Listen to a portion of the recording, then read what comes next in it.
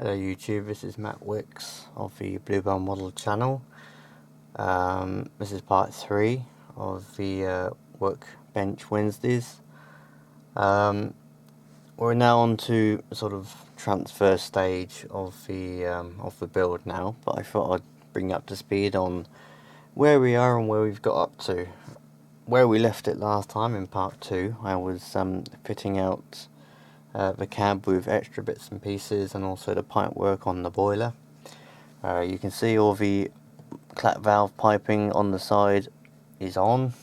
You can see this one still has not been painted on the side here, as I'm awaiting some 1mm washers which should arrive tomorrow. Around on the other side, you can see that the pipe work between the dome and the cab is now painted and fitted. You can also see that the whistle has also been moved or removed from the top of the roof there, and a new one put in place just between the safety valve and the cab. It's a little bit difficult to try and find a whistle for one of these, as nobody really makes one tall enough to actually get as high as I would like, or what is on the prototype, as the whistle is slightly higher than the safety valves, even though this one's just dropped down a little bit, but so we can pull that one back up. The one on here I used is a GN whistle, so it's from Markets. It's turned brass and looks very nice when it's glued in place and not falling down the hole as it is at the moment. In the cab, you can probably just about see it on camera there. You can see the red reversing lever just in the cab opening there, and also a small handle. You can just about see there. There's one on each side. That's been also fitted. You can still see I need to do the bunker. That'll be the next stage, which I'll get to possibly in the next couple of days. But today we're going to look at transfers, and as you can see, this one hasn't had its transfers done yet. So we'll go straight on to that right now, and I'll show you how I managed to make some transfers and also try and get the correct colour.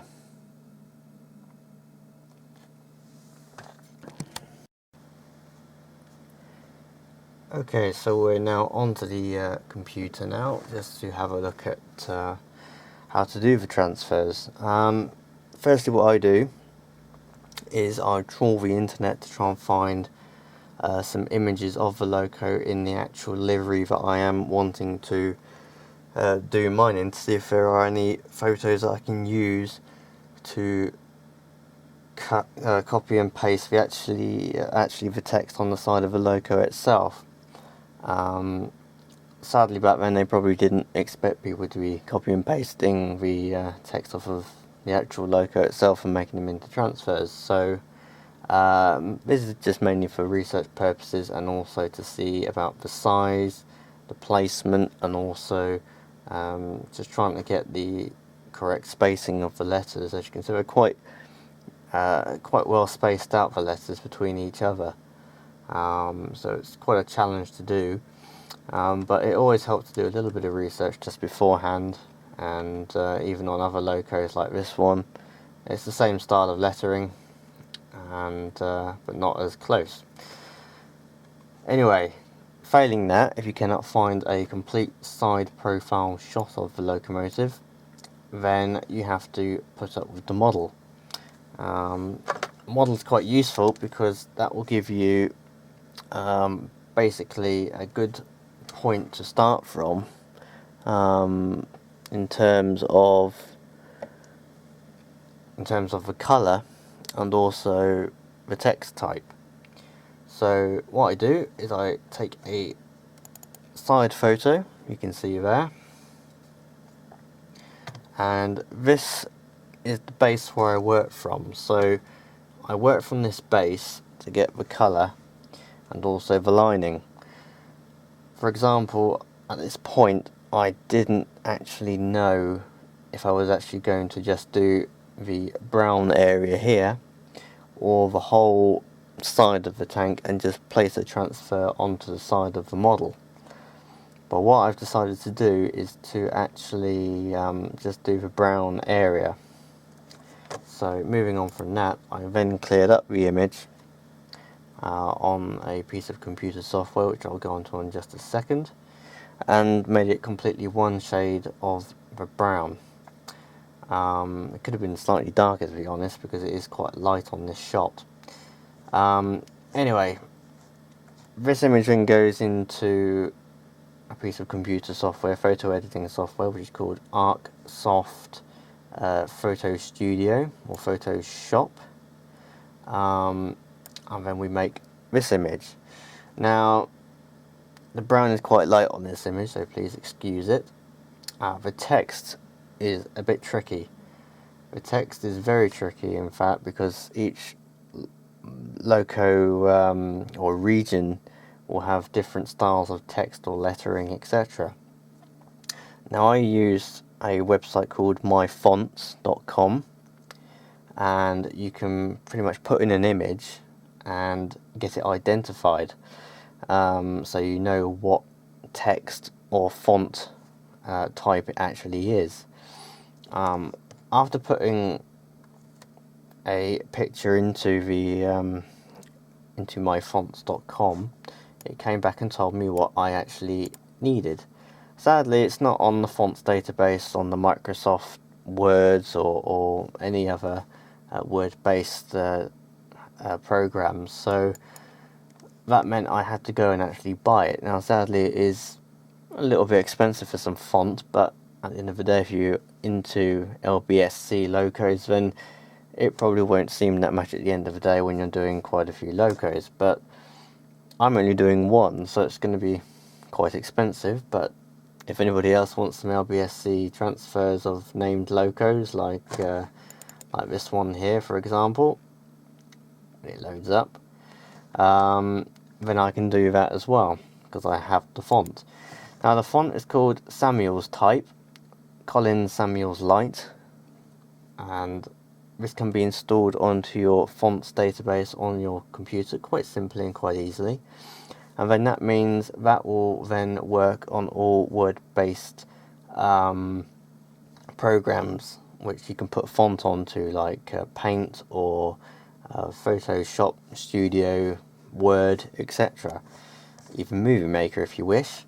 So install Samuel's Type text or font onto the computer, and then that means I can then use it in Photo Studio, which you can see here.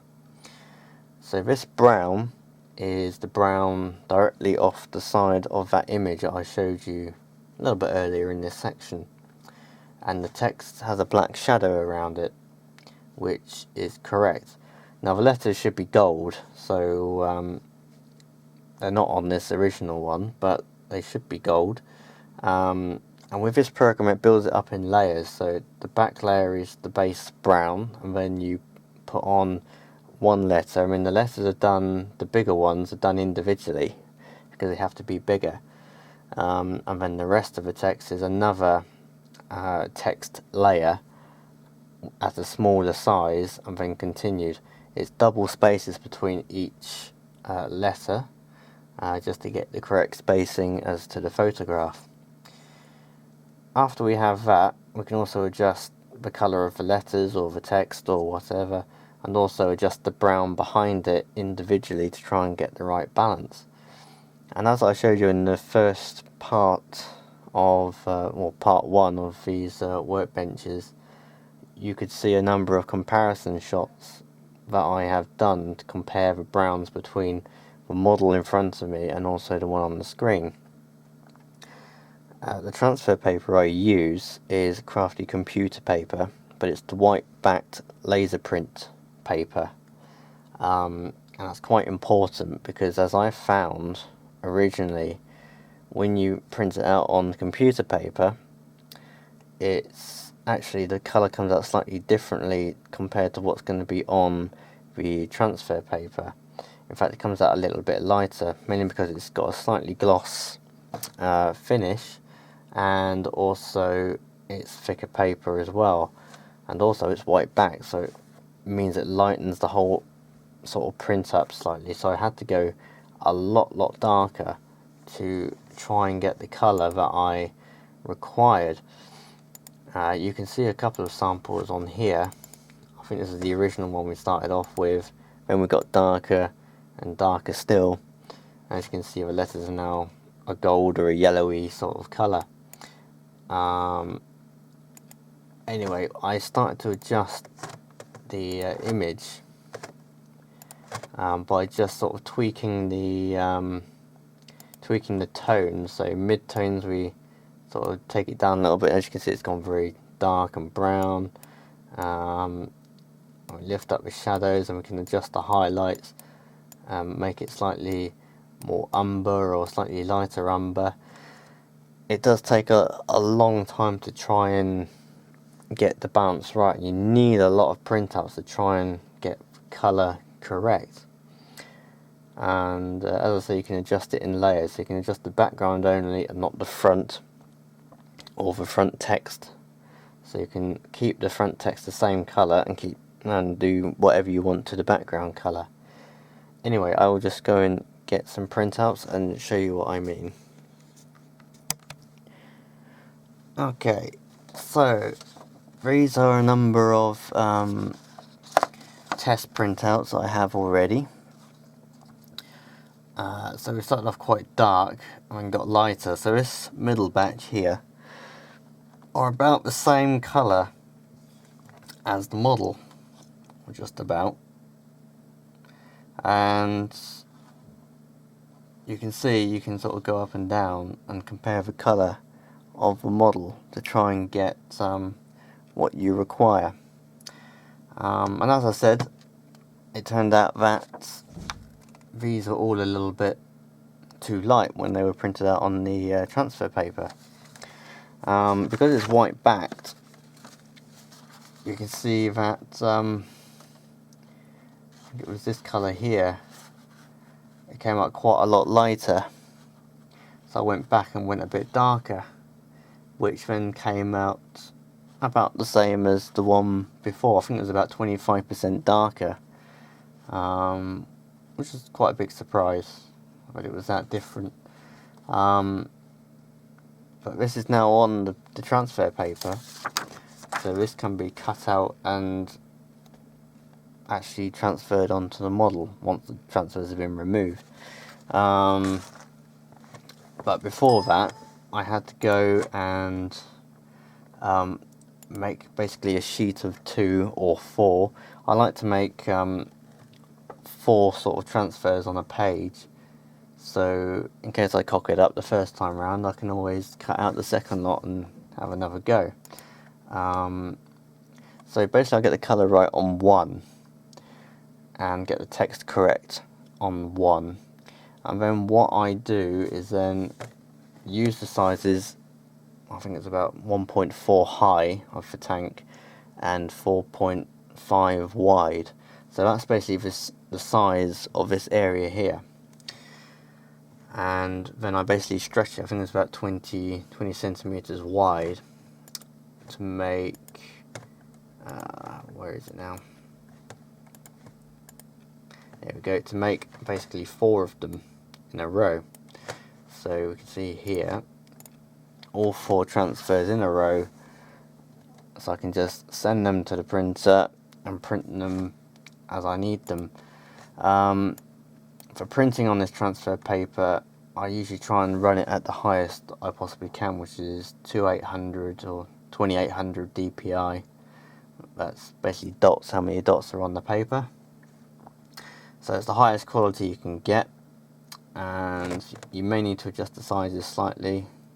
Height 1.4, and then you can position it on the page wherever you want it, down, up, down, left, right, whatever.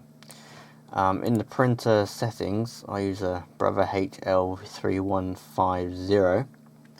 So print quality is 2400 on that, sorry about that, my error. And the paper is basically set to thick, or you can set it to the weight of the paper, which I think was 120 gram piece of paper, which that equates to thick paper. So your printer may do different things. It might work on grams, or it might work on what type of paper you're using: thick, thin, plain, thicker paper, bond paper, etc. it recommends using thick, which is what I use for the transfers you've just seen. Anyway, once you've printed them out and you're happy with the colour and you're happy with how they look, you then go on to put them on your logo, which I will probably go into in the next area, because I'll then go into how to take the print off the model and also how to put the transfers on and soak them. They basically work the same way as water slide transfers. So you put them in some water for about 25-30 seconds and let them slide off. After that, you just seal them in with varnish, and then hopefully that's that. Anyway, I will leave it there, and hopefully that helps some of you get a small insight into how to do this transfers and how to make your own transfers, and hopefully it shows you a little bit of behind the scenes of how it's done and how and what I use. So thanks for watching, and hopefully in the next episode we will go into print removal, or renumbering or renaming as you wish, and also putting the transfers onto the model itself. And hopefully by then I'd also finish the bunker on this model as well. Anyway, thanks for watching, and thanks for all the likes and comments so far, and hopefully we'll see you again in part 4.